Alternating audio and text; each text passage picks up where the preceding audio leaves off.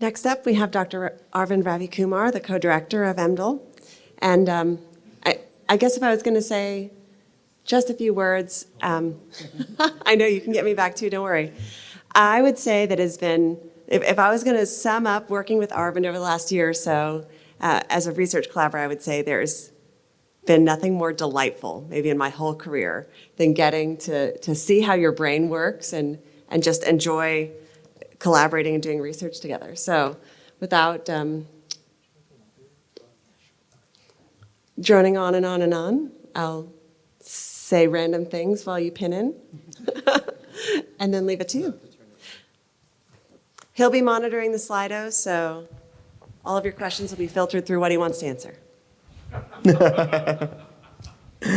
Thank you, and thank you for such kind words. I was like, oh, if I had known you were going to do that, I would have just stayed there until that was over. All right. I realize that I'm the one standing between all of you on lunch, so I'm going to make this quick and fast. And as before, please have your questions coming on Slido, and I'll take a look at them here and answer them. Oh, I just realized I don't have to stand there.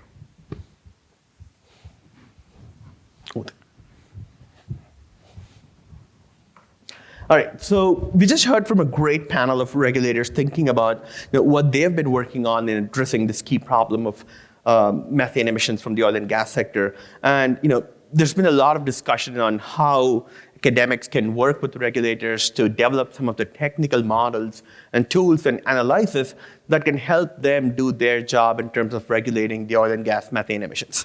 And so what I'm going to do in the next 15 minutes or so is to give you one example of how we've done that over the past few years. And that's the role of scientific tools and policy development. I'm going to talk about a case study of the FEAST model.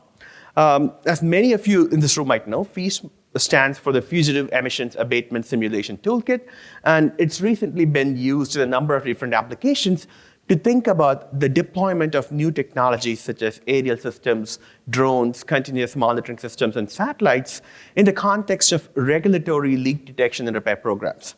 I'm the one standing here and presenting, but this has been a lot of good work by several graduate students, and this is something that we've been working on for the past 3 to 4 years.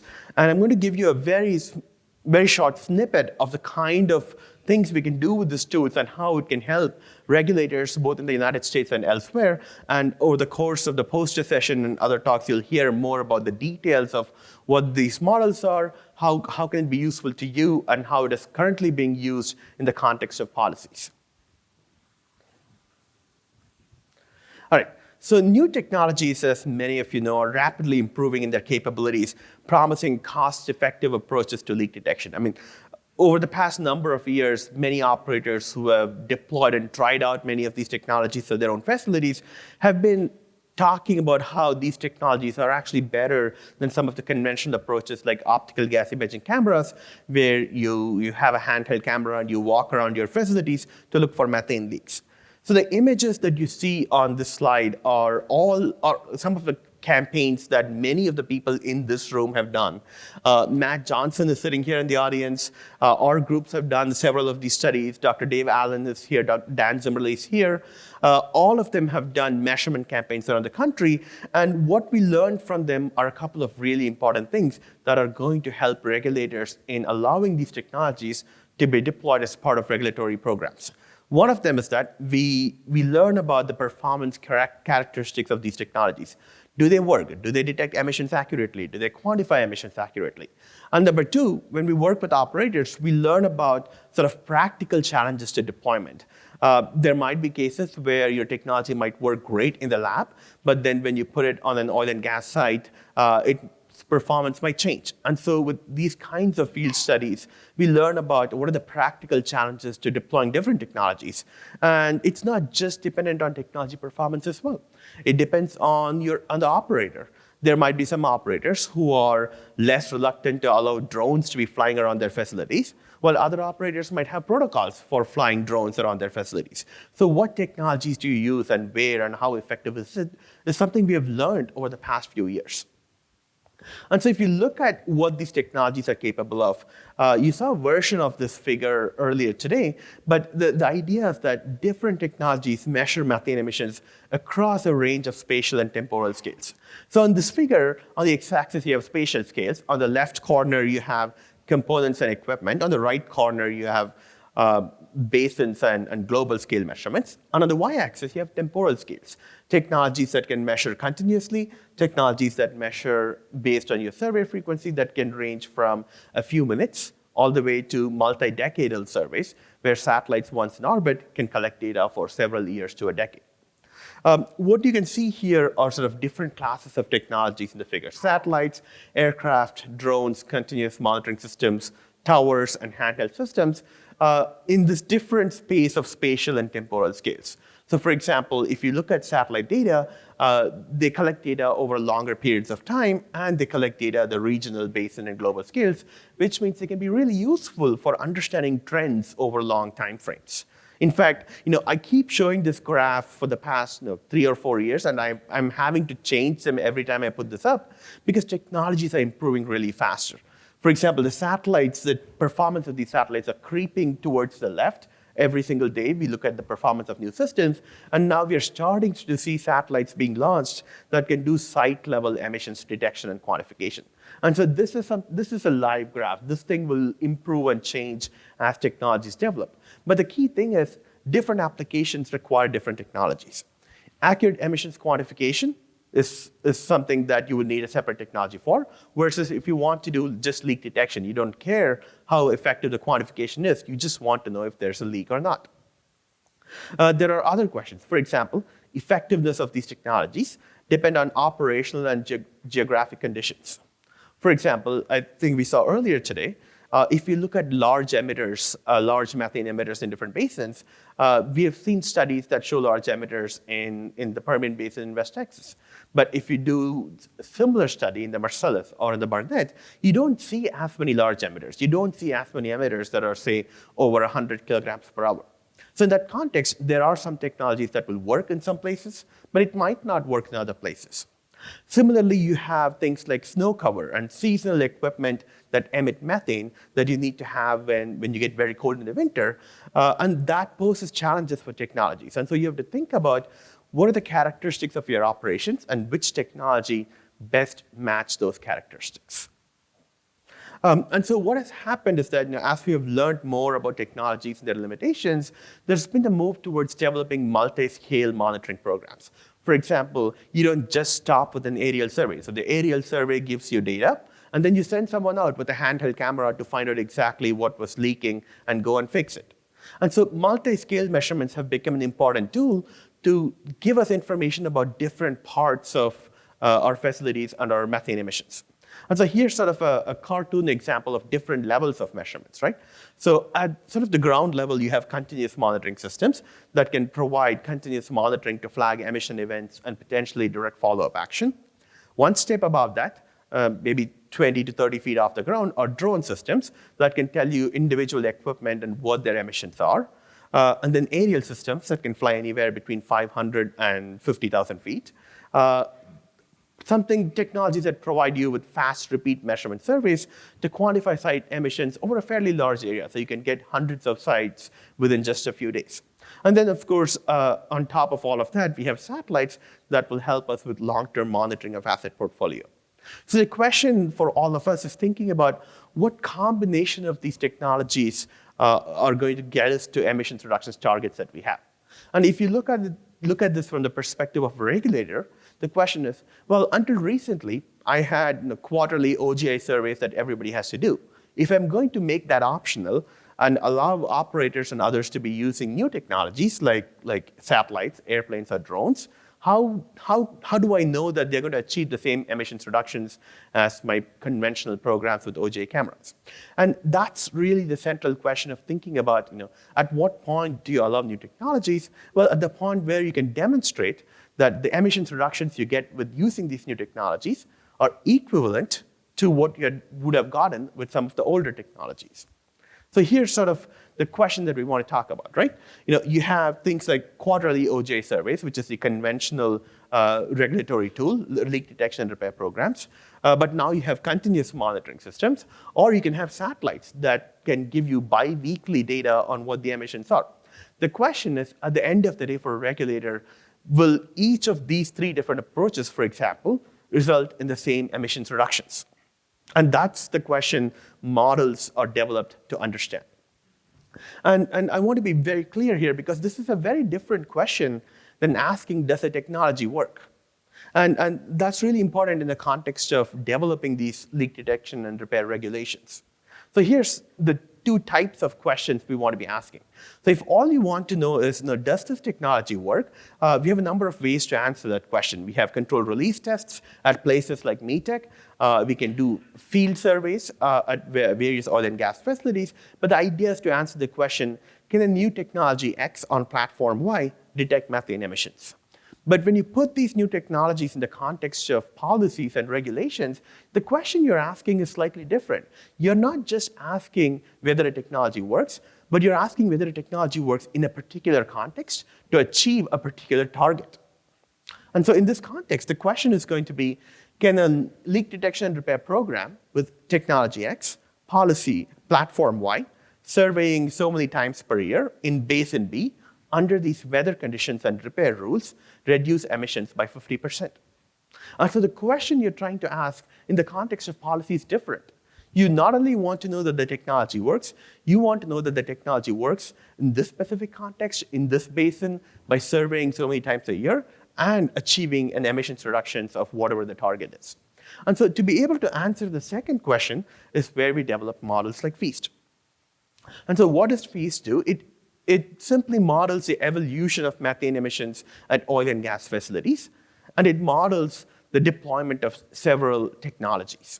And so its inputs are relatively simple that all of us have worked with at some point or another. So we take information on technologies and methods, whatever technologies we model. We develop technology parameters through controlled release tests at places like METEC. We have detection probability curves. We have things like time to detection of leaks. And we have control test data to be able to get us all of that information. And then, of course, we have emission scenarios, which is activity data, emissions distribution, the prevalence of super emitters.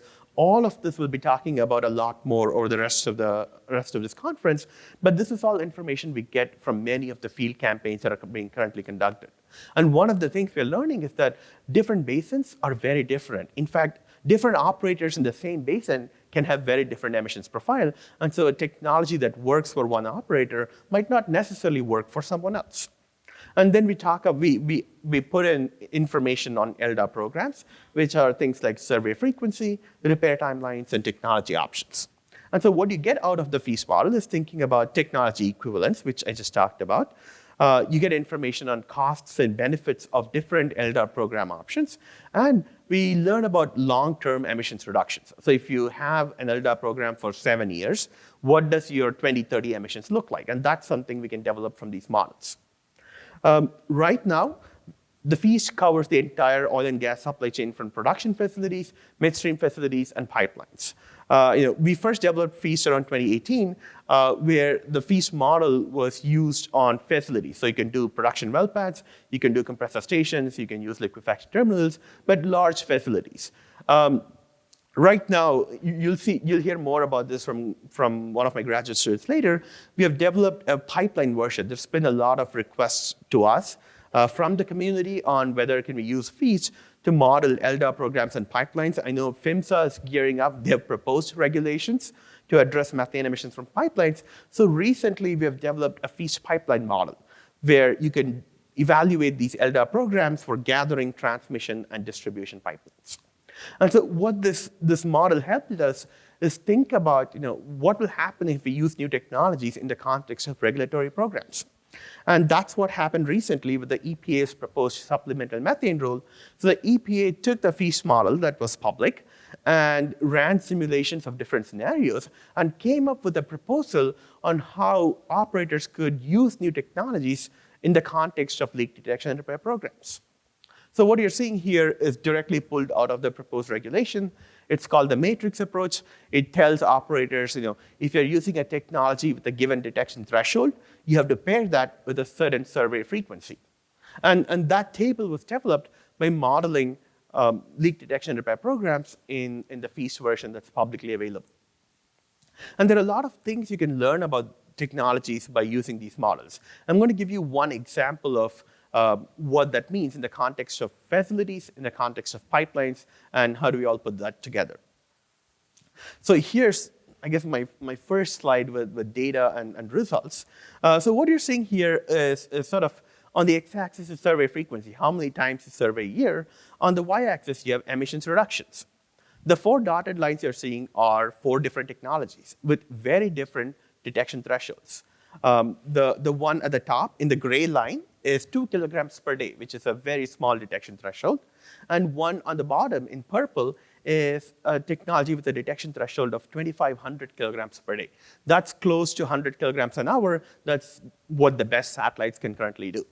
What you're seeing here is that even if you increase survey frequency, your emissions reduction sort of saturates.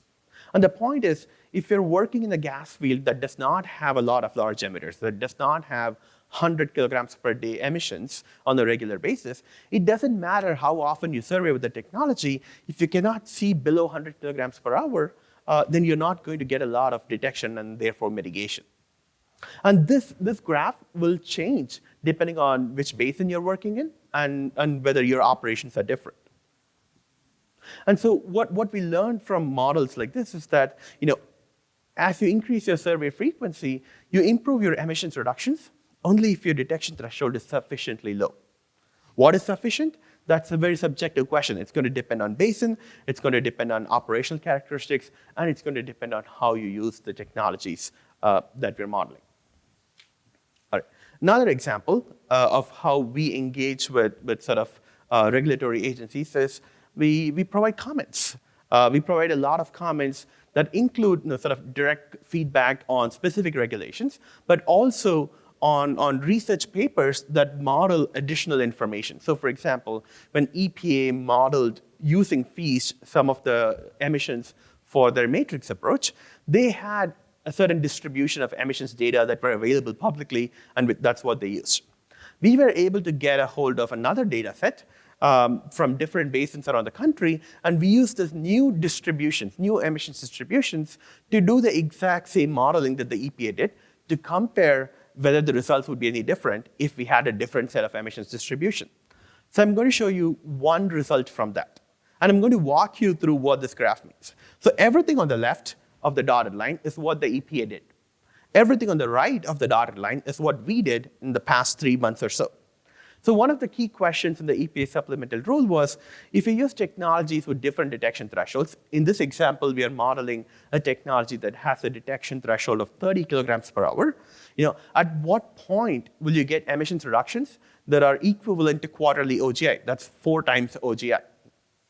And so with the data that the EPA had access to, they were able to say that, well, if you're using a technology with 30 kilograms per hour detection threshold, you will be equivalent to quarterly OGI if you do monthly surveys and an OJ survey. Now, we had a different distribution. So we wanted to see if the same equivalence condition is achieved using a different emissions distribution. And that's what you're seeing on the right. And so the black line horizontally, that's the 4 times OGI. And what you're seeing here is that for the distribution that we had, that EPA did not have access to, and it wasn't public information until we published the paper, what we're seeing is that a technology that has a 30 kilogram per hour detection threshold will never achieve equivalence irrespective of your survey frequency. And that's because in the distribution that we had, there were no large emitters that were significantly beyond 30 kilograms per hour. And so irrespective of whether you do it 6 times a year, 12 times a year, 24 times a year, your emissions reductions are relatively low because there are just not that many emissions above that 30 kilogram per hour threshold. And so this is a way of demonstrating that the more data we collect, the better information we have from different operators in different regions, we can have solutions that are specific to those operations. We can tailor solutions that will help you achieve the most emissions reductions, as opposed to having sort of limited public information. And so this is the kind of thing that we want to do when we think about how do we take research and develop it in a way that's policy relevant.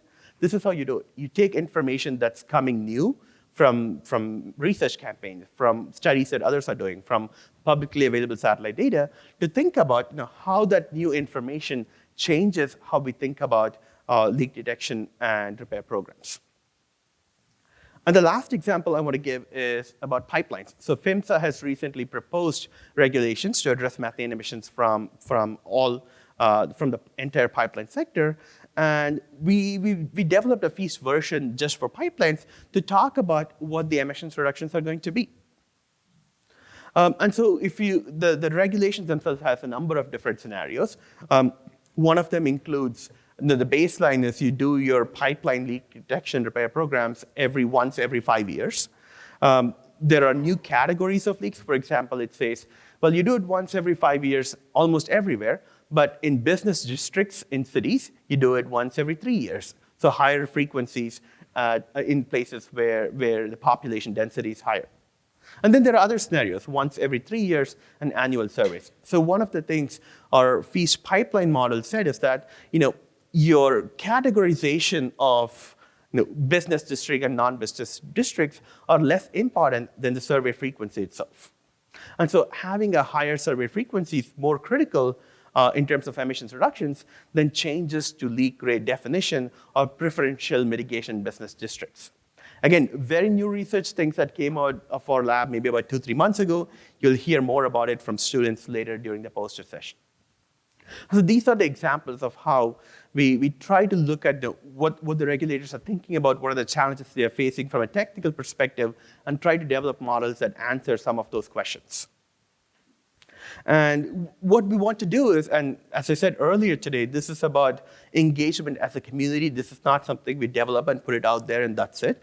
We want active feedback from all of you. In fact, I know there are some in the room who actually downloaded FEAST and are running it on your own on computers. So what we have done and what we'll continue to do for all other research you'll hear today is we're developing user groups. User groups are people who might want to take these models and run it themselves. And so we meet regularly to get feedback from them. Hey, is the model working for you? What new features you would like to see? What additional technologies you would like to model in this? Do we need to provide any training for all of you? So we have done user group meetings for FEAST. We have had one a couple months ago. We'll have more over the course of next several months. But the idea is to get feedback from you and give you sort of early versions of the model so you can test it out. And so we have had people sign up for the user group. You can send an email to feast@utexas.edu to sign up for these user groups. We organized the first one in July, and that meeting was about discussing standardized input data sets. EPA used a distribution, I just told you before. We got hold of a new distribution and we modeled it. If there's one FEAST version that's publicly available, what should be the standard input data to that model? And that's what we discussed during our first user group meeting. There's going to be a new version of FEAST, including the pipeline version I just showed you, by the end of 2023. And it's going to follow the same procedures. So we are going to send out emails for being part of the user groups. And we would very much like you to sort of start using these models and give us feedback on what features you would like to see and what additional information you would need from us to be able to use these models that are relevant to your own operations and businesses. And you're going to hear more about this from students with all the details of how this is built, so you can have more detailed conversations later as well. But I'm going to stop there, and I think since this was the first technical talk this morning, and see, whoa, there's like 25 different questions here. All right. All right, there's 4 minutes. Let me pick a few questions. Okay, this first question is great because we always have this. So the question is, what assumptions does FEAST make about what operators actually do with the information provided by a technology? Operator action is ultimately how reductions are made. That's exactly right. Emissions reductions is not just technology and science, it's also human behavior, and it's very hard to model human behavior. One of the things we have in FEAST is it can distinguish between whether it's a leak, it's a vent, if it's a leak, is it repairable, etc. Right now we have assumptions about things like let's assume 80% of the detected leaks are fixed within 15 days, because that's what the regulations say. But again, that's modeling human behavior. There's no right answer. So what we try to do is present you different scenarios of, okay, if an operator fixes only half the leaks, what is your emissions reduction going to be? The key point is we make those assumptions transparent so you can try out for yourself based on what the typical number is within your own organizations to figure out what emissions reductions you can expect. All right. There are questions around how does FEAST assess representativeness of the assumptions, given that basin-level dynamics can change over time? Another great question. One of the things we do with the user groups is just exactly that. Periodically, we ask them, like, hey, do we have better information here so we can change this assumption? Do we have better distributions for the Marcellus Basin that we can use instead of a sort of a nationally representative distribution? So this is going to evolve with time. We recognize that. In fact, with all the upcoming regulations, it might change even more rapidly. And that's something we want to revisit every so often to make sure the assumptions and the data that goes into these models represent the most up-to-date information that we have available. All right, so we have about 3-4 minutes for lunch. I'm going to call Erin back and to give you some instructions on what we're going to do in the next hour. But I'll be around, and we can have a lot more of these conversations. I see there are about 15 more questions here that I haven't answered. Erin, over to you.